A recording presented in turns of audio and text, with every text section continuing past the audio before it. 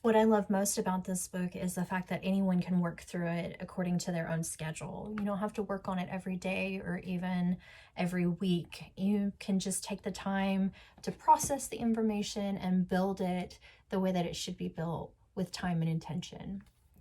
If you look in the very beginning of the book, I've got some little icons here that help guide a lot of the content that's in the book. They're there so that as you see different questions, you can really consider each piece and why it's important.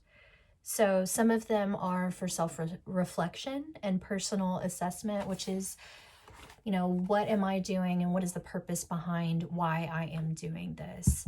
I think it's really important as a public speaker to remember that we're not there for ourselves. We're not supposed to be there for ourselves, right? We're supposed to be there to give our audiences answers, to give them practical skills, or to open up conversations that they may not even realize they need to be having, right? And then I have a safety vest symbol here. And that is supposed to be for both the presenter and for the audience, to ensure that the content that the individual is creating is driven by psychological safety components.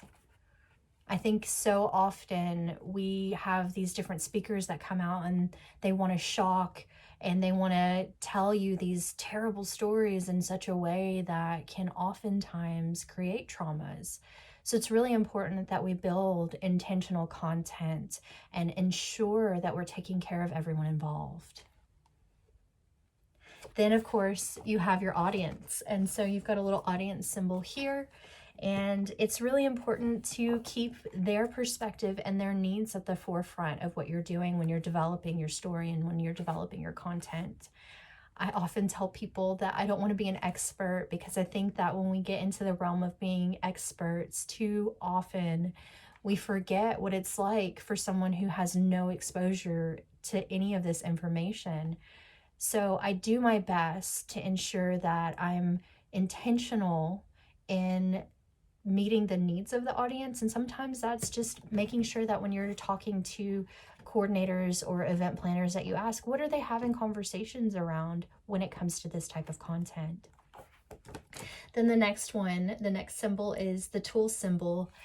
I think so many people want to know what's the practical skill that I can get out of this, and what are the tools that are out there, or what are the resources that are out there. So when it comes to the realms of prevention, it's really important that we always give resources.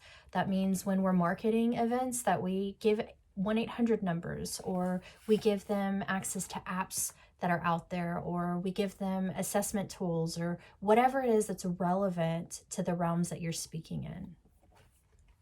And then, of course, the last symbol here is the message symbol.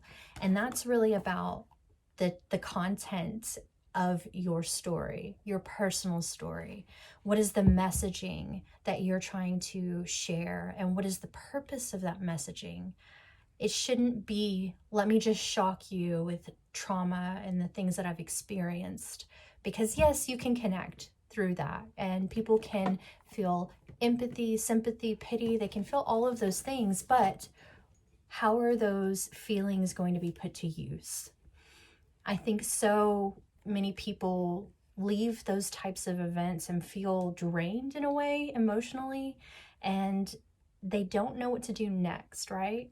So it's really important that when we develop our messaging, that we are empowering those individuals so that they can take those skills back to their communities, back to their organizations, back to those within their personal realms, and do something with it, right?